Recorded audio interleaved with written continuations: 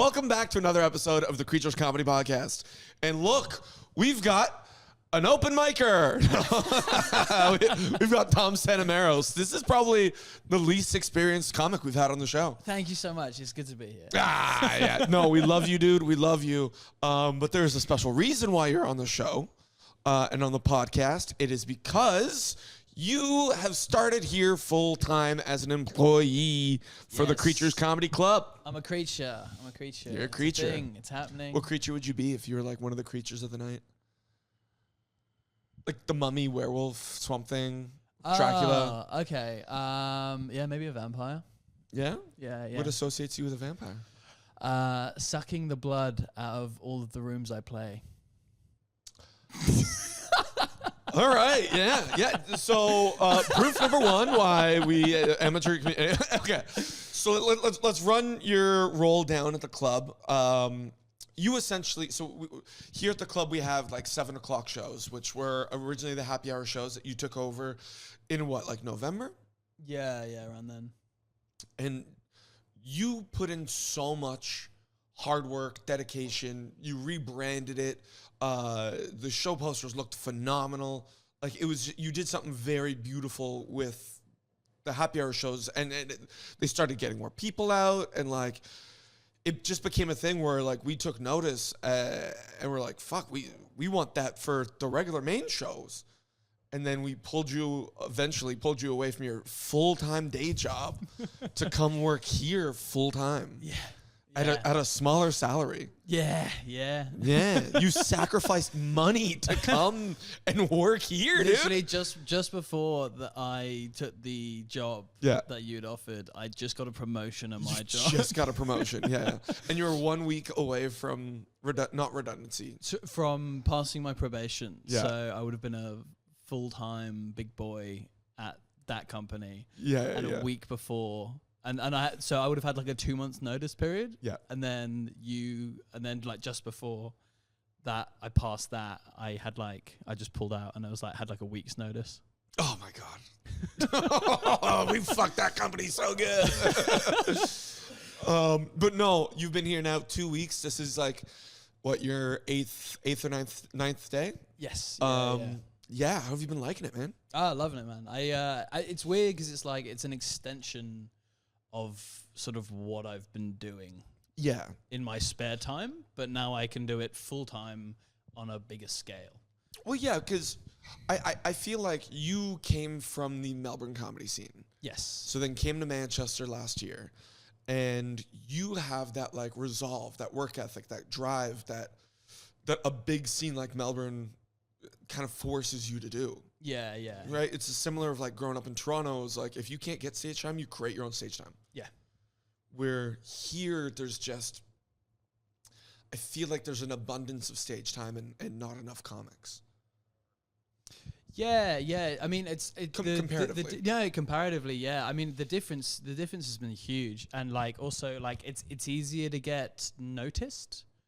Like you just feel like you're part of you're just a person in a crowd when it comes to like Melbourne. It takes a while for like people to get to know you. And then here it was like you do a couple of mics and you've nearly met everyone. I mean, like the leveling system it sort of feels a little bit different in terms of sort of how comedians progress, which has been interesting. Sort of like less exposure to I don't know, bigger acts in the smaller mics, which has been interesting. Okay. So I see less bigger acts coming through smaller mics, whereas in Melbourne, it was consistent. It was like stage time is stage time. Everybody's got to get it. Yeah. You'll be on like a open mic of like 50 acts, and they'll just like run all night, and everybody will come through, and you're like, if you're no one, you just keep getting bumped down to like the bottom. But here it doesn't really happen as much, which is interesting. That was the same as Toronto, but I feel like I feel like Manchester doesn't have that, like the same amount of, again, comics, especially that pro level comics who are working out in the same way. I feel like the working out here is different. Yes. I haven't seen that side of things. I haven't been here long enough to have really like seen how the pros are working it out. But like you say, like there's loads more stage time, and also the UK is a tiny place. Like comparatively, like when you're in Melbourne, you've kind of got Melbourne unless you can afford a flight to Adelaide or Sydney. But comics don't have money. I know, and you're gonna hop in a car with some friends and go do a couple gigs in Canberra, like yeah. Nobody wants to go there unless you're going to hang out at Mooseheads. Like it's a good time. Yeah. So yeah, no, it's go do some sort gigs of in Geelong. Yeah. Well, Geelong was like my second scene. Was it? Yeah. There was Blaze White ran a bunch of gigs around Geelong. He was sort of like building his own scene in Geelong. Great. What a name is Blaze, too. I know. And he lives up to it. Yeah. Truly. So he was like starting his own scene over there. And so I sort of like had like the Melbourne scene as my main scene. And then like every weekend I'd hop over to Geelong and do a bunch of like weekend gigs and open mics and stuff. So it was nice to sort of get two sides of it, especially when you're like, I don't know, as an open micer, like battling it out in like a big scene. It's nice to sort of like get away to like something small and local, and everybody knows each other and they know you by name. Yeah. And also sort of like having a bit of a, I've come down from the city for this. Yeah, I came from Melbourne. I'm a city comic. I'm a city comic. Doing a road gig. Yeah, man, that's still so fun though. Do you miss it? Like, do you miss the Melbourne scene compared to the Manchester scene? Like if you could go back, would you? Or do you like the trajectory? Sure. No, I would love to not go back permanently, but I do love Melbourne. Like I do. I love it's just different. I hate to say this, but like I kind of prefer the comedy in Australia. I think maybe because it's more like American influence, and that's sort of the comedy I grew up on. Yeah, I feel like Australia has this like beautiful mix between America and England. Yeah, because they grew up on more British stuff than we do in Canada. Yeah, in Canada we're just raised on like American and Canadian things, where in Australia like you can get the dark, dry stuff. Yeah, they watch British shows that we just never got. So it's very interesting because you have the dark, dry stuff, but I'm thinking more of the surrealism, like the Monty Python-esque.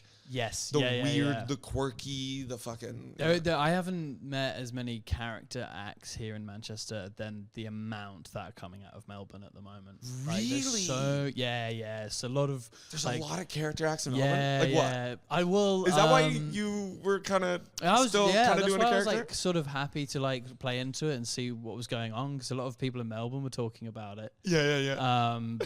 And so like when because I mean, for context, I was doing a character. You came to an open mic and you were like, "You're doing a character," and I was like, "I guess I am," and didn't realize that that's actually what I was doing. Well, that was the thing, right? Like, it's not bad to do a character. It's just you should know if you're doing a character. Yes, yeah, for sure. I mean, like in my head, it was sort of like I'm putting on an act. Yeah, sure. And so when I get up on stage, I just lent into it more and more, and the more, like, especially when you're doing like open mics and stuff, like the more your peers enjoy it, which are comedians who don't just want to hear another white guy talk about his feelings and something a little bit quirkier. Like when I started getting reactions to that, I was like, oh, I can like play into this, and sort of started building around it. Yeah. But also be aware, you don't want to necessarily just make the back of the room laugh. No, totally. But it was something different, and I was sure. I was. I will agree. It was something different. It was something I really enjoyed, like playing around with it. I was just talking to Brett earlier, saying like I've moved away from it now.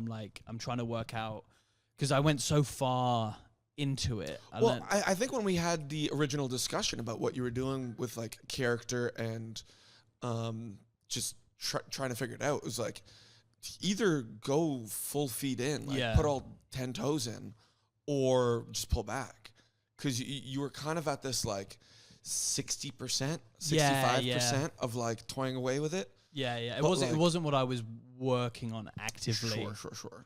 But it was what I was doing. Yeah. And so I played that for maybe another month or two, and then I was like, but man, why don't you just put a show together where you host as that character?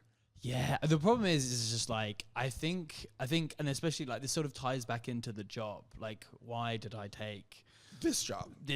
At a at a lower salary? I was like, I want to be at the comedy, surrounded by the comedy, only thinking about that, because what I was doing before to sort of achieve what I was doing with the 7 p.m. early shows was I was working my full-time job, and then on my lunch I was like producing comedy. Yep. I'd get home, produce a little bit more comedy, and then I'd come and do the stand-up, and I was just struggling to split my brain 3 ways. I've got my real job, I've got the producing comedy, and then the actual performing comedy.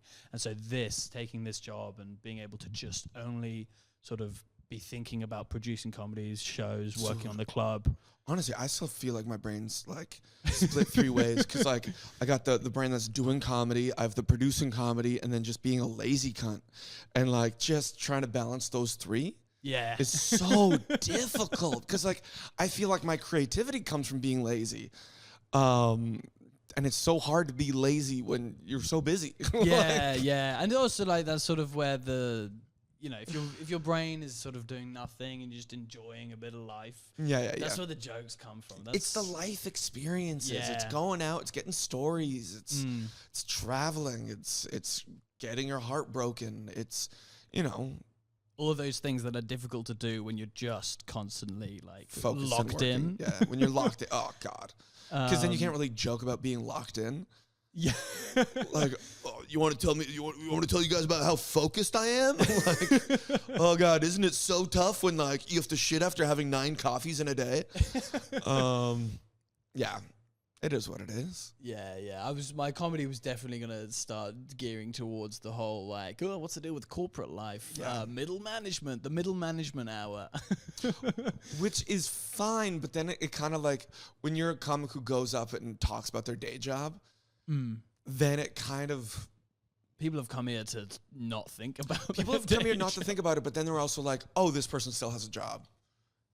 And you take away... Yeah, interesting. Okay. Yeah, because you go, oh, my day job is this. And they go, oh, you're not funny enough to do this full time. And that's what you're telling me through this thing. Yeah. You could be like, I used to do this as a job. And then I think it gives you more power on stage. More status, I guess. Yeah, interesting. I hadn't thought about it like that. I guess yeah. Well done. Well done. Well done. Thank you. Good advice, Evan. But then there was that, and then there was like the character thing. Says the man drinking liquid death to the man drinking 2 cups of water at different levels. I got one for me and Evan. I forgot which one was mine. Yeah, but then you started drinking from both of them, so I'm like, all right, fucking power move, dude. You know what? I didn't think you noticed. No, you drank like this much, and you're like, he's not going to notice that I sipped from both. Friggin' weirdo. Cheers. Yeah. But yeah, so I shouldn't cheers water. That's bad luck. 7 years bad sex. Joke's on you. I already fuck horribly. But yeah, so working on... I'm gonna cheers so much water it comes full circle into good sex. Oh, okay. Yeah. Nice. Nailed it. That's a life sentence. So working at the club. Yeah, man. And being able to just think about comedy, like producing comedy during the day. You're technically getting paid to be on this podcast. Exactly. Yeah. It's phenomenal. You're the first paid podcast guest we've had. No shit, really? Yeah. We give them free T-shirts. We are on company time, aren't we? Yeah, we are. Oh, it's okay. I'll ask you to work later today. Fuck. But yeah, and then I was just like, hey, look, I'll focus on the me in the comedy, which is something I think I have always struggled to do, because it's like when you're working on your comedy, it's like you're just looking at this like vast abyss and a fainted reflection of yourself, and you're like, how do I be me? How do I get back to that? And then who are you? Yes. And it is really interesting, and it's so exciting to like be in this moment in your comedy journey of not knowing, kind of like, all right, I've tried this for a little bit, now I'm going to try this out. I found it difficult, right? Like I wasn't funny for the longest time because I started so young. that I felt like I was trying to discover who I was as a human being while trying to discover who I was on stage. Yeah. So trying to do both those at the same time is kind of hard to develop who you are.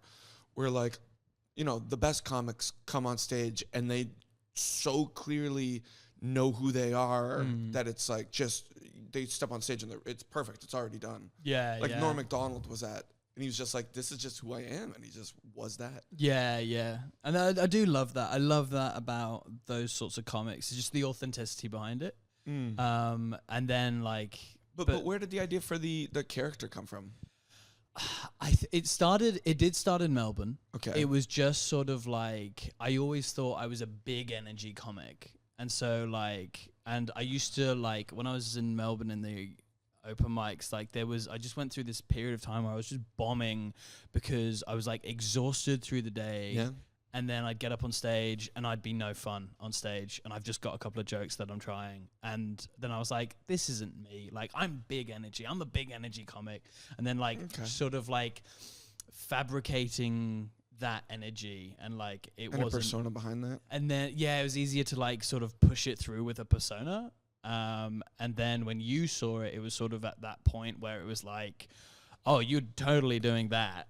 And I was like, yeah. And I think coming to Manchester and like everybody's sort of seeing a glimpse of it. Yeah. I was like, I can lean into this. This is how people enjoy me. But now it's like, cool, I've learned into that and I'm sort of losing who I am on stage. And I really want to write for myself, not just the character. Yeah. Especially like, it's hard enough to get the material down. How would you describe the character that you did? Oh, you know what? It started as a sort of like, it started very Aussie. Oh, really? It was sort of like... That's not how it ended up. That's not how it ended up. So it started very Aussie and just sort of like being in Melbourne. And I was always, in Melbourne, I was always seen as the British guy. So funny, yeah. And... Because now over here, people call you Aussie Tom. Yeah. So it's completely switched. Yeah. And so, and I think, I don't really know, but I definitely like picked up a twang being over there. And then over time, that's faded. Yeah. And then... I think it was Dom Hatton Woods like saw me at a gig and was like, "Are you from New York?" I was like, "No." He goes, "Oh, your act is like you sound like you're from Brooklyn." Yeah. And it was after that I lent into the Brooklyn thing more.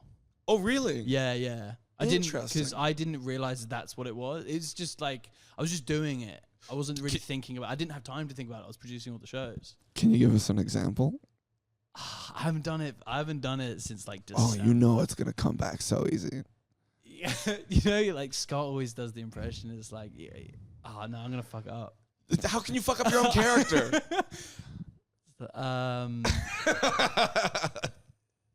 You guys are crazy. I'm doing a version of Scott doing the character. That's the thing. Like, it has to be on stage.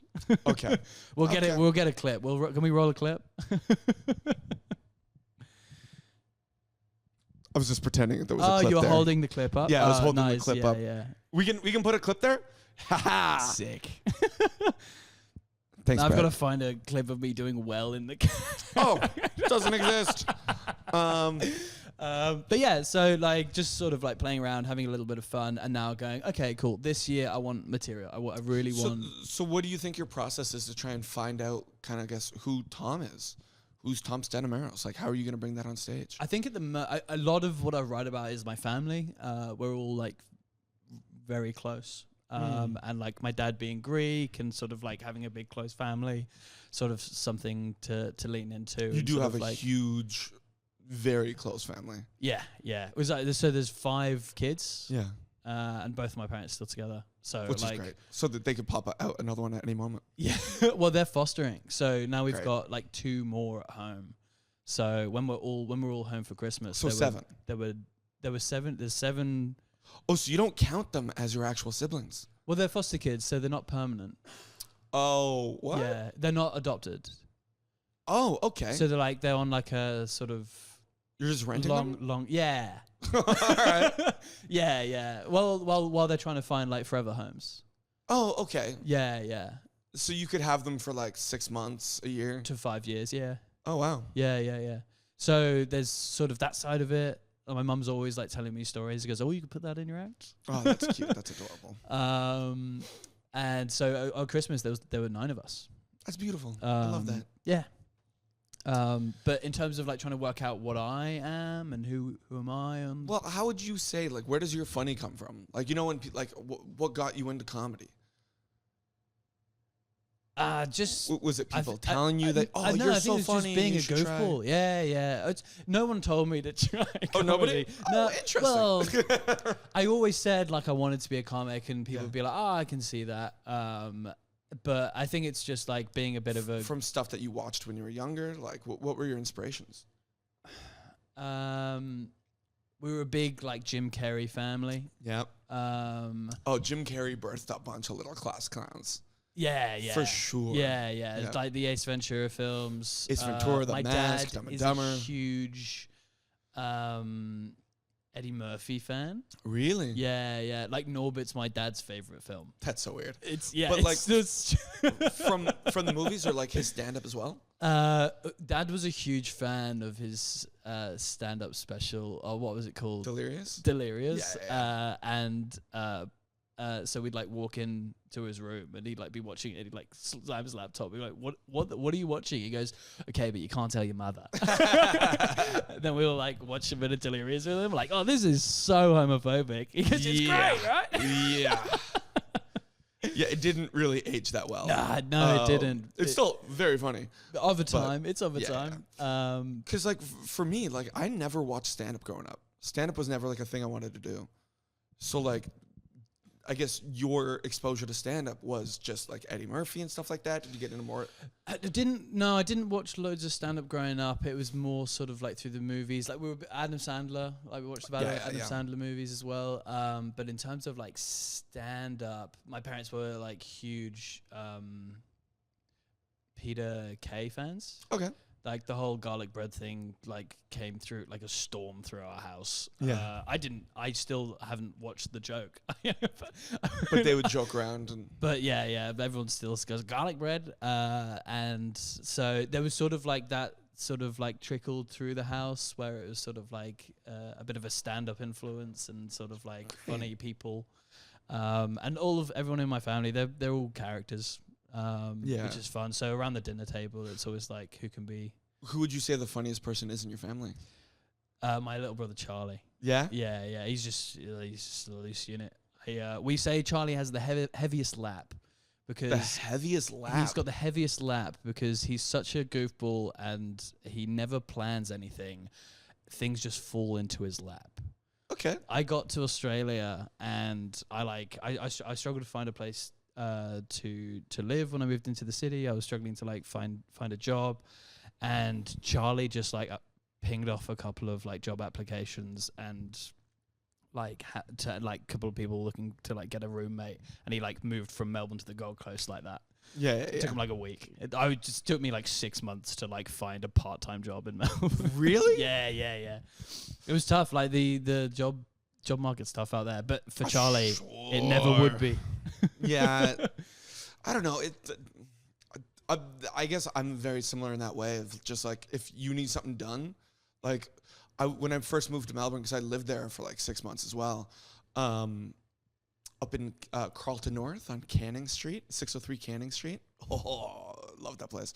I was supposed to move in with my buddy Angus, and then within a week, he's like, "Oh, I have to pull out. I can't do this because like my living situation like has changed." I'm like, "Oh, fuck, man! Like I thought we were gonna find a place like together."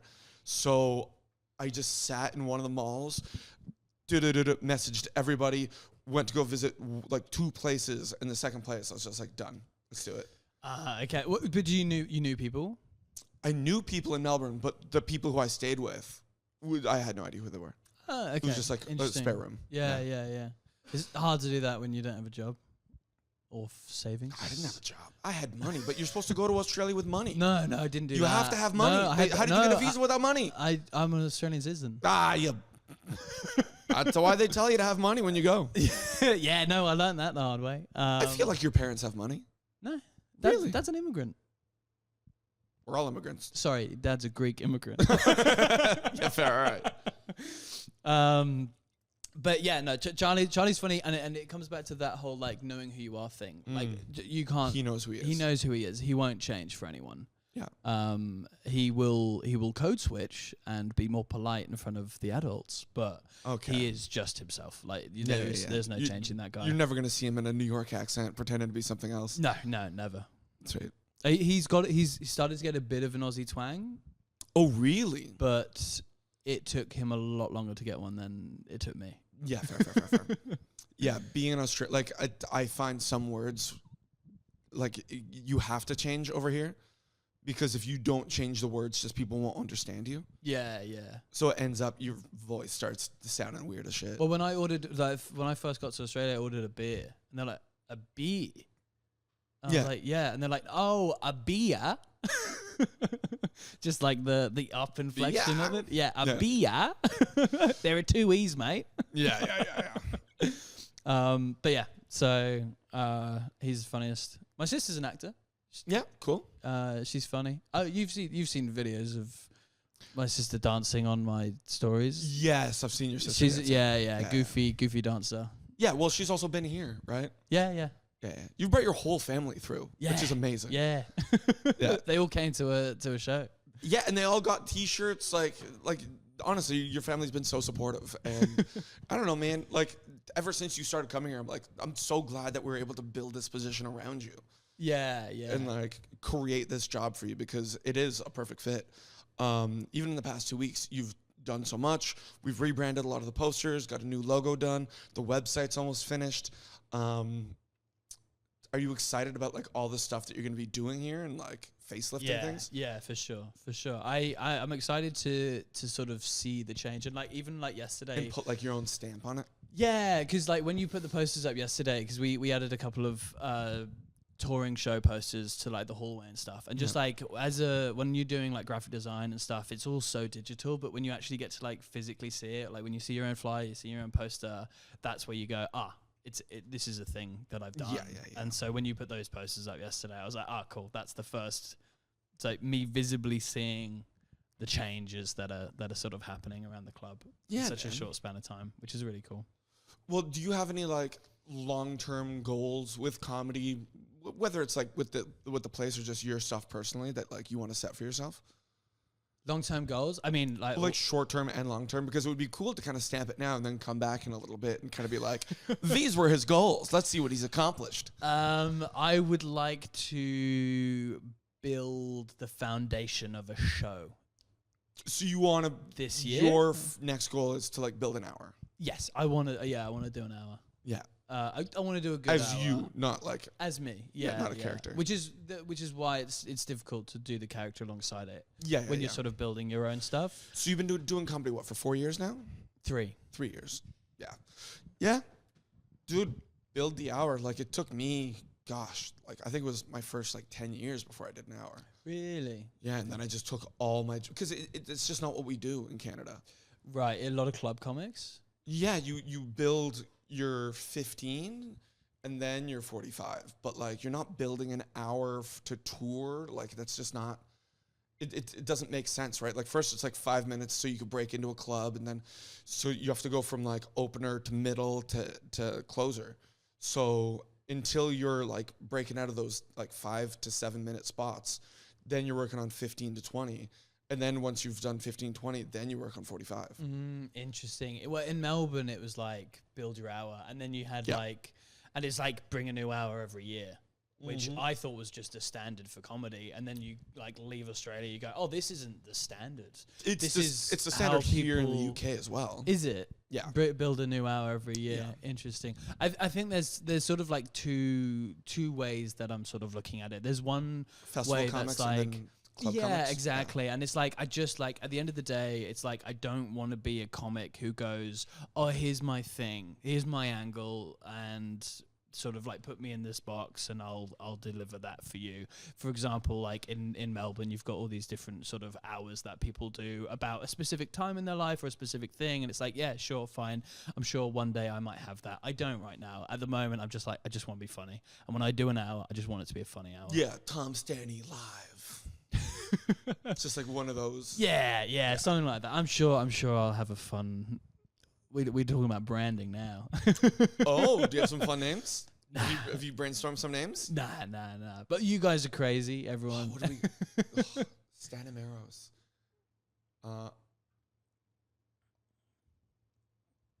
Trying to think of a pun name for it. Fanny hair loss. Fanny hair loss? Yeah. Is that what you got made fun of at school? Yeah.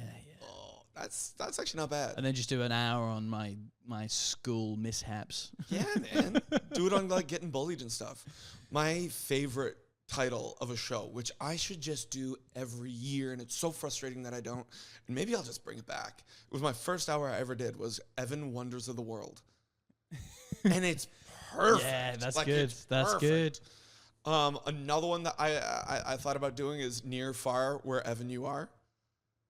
Okay, you like your puns. Dude, it's just a fun title.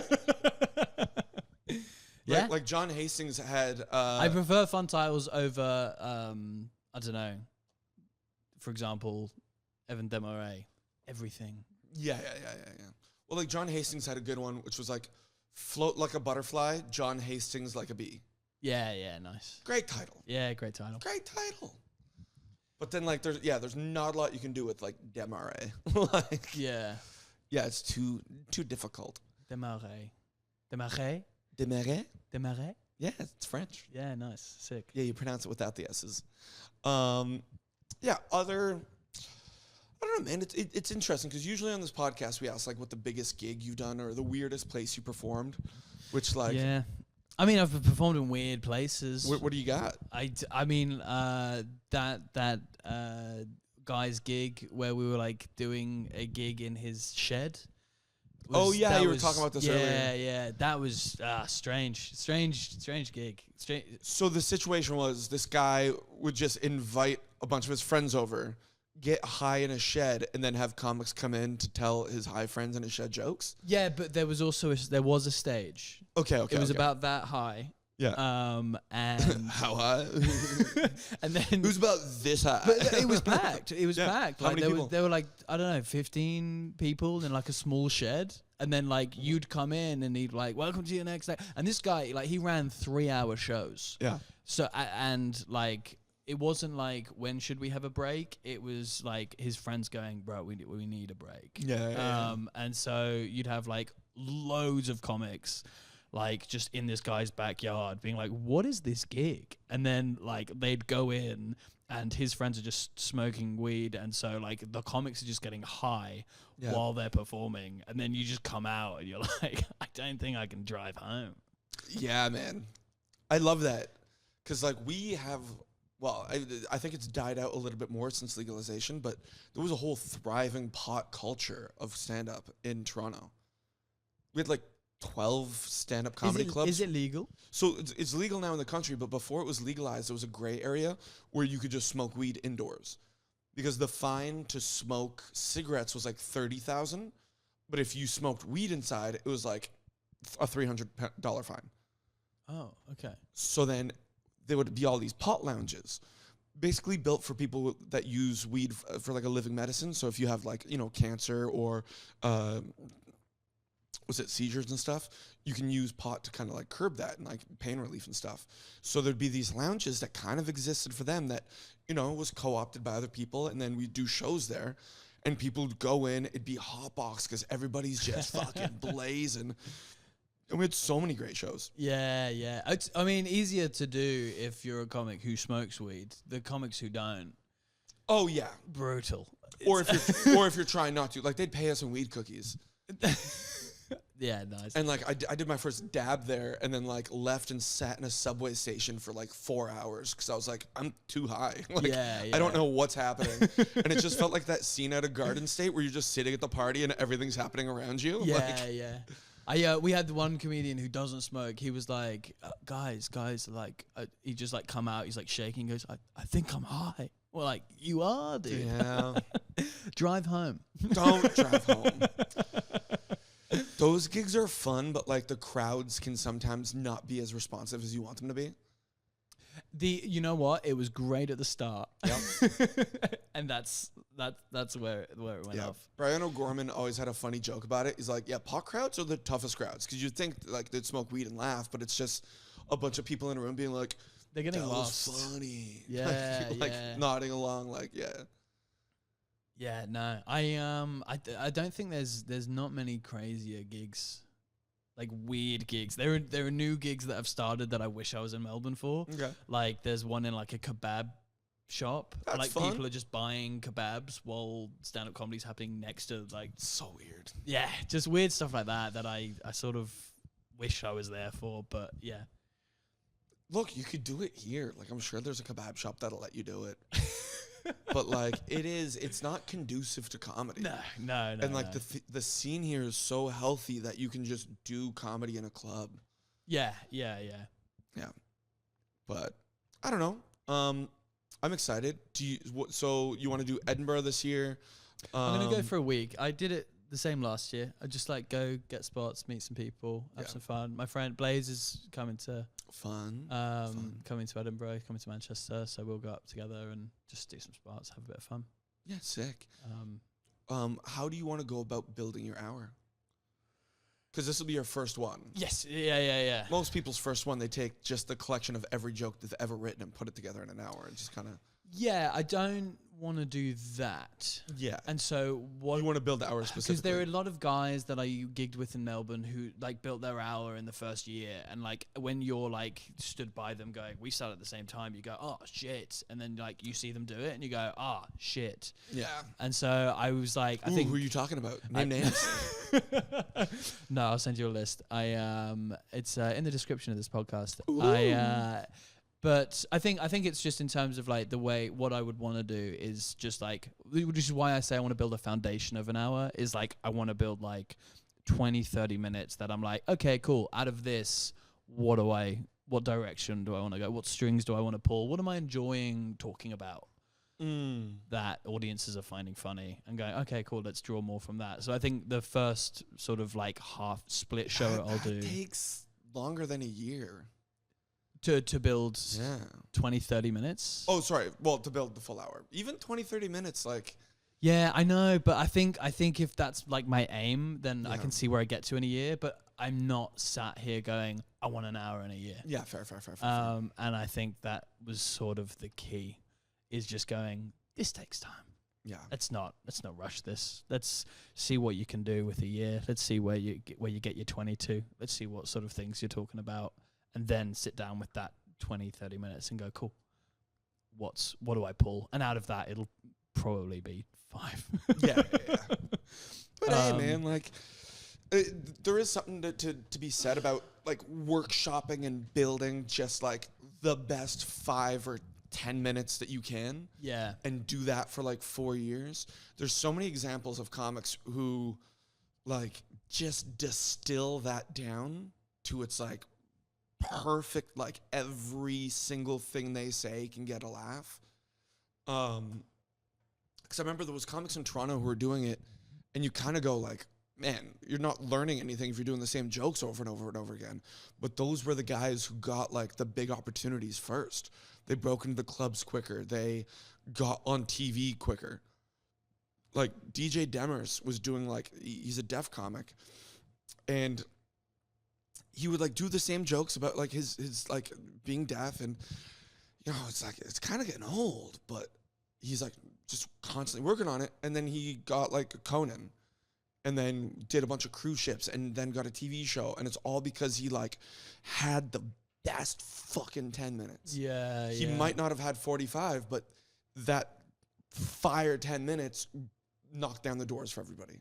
Interesting. So instead of like constantly trying to turn over, he just took something, focused on it, hyper focused on it, made it the best thing he could do, and then did that, right?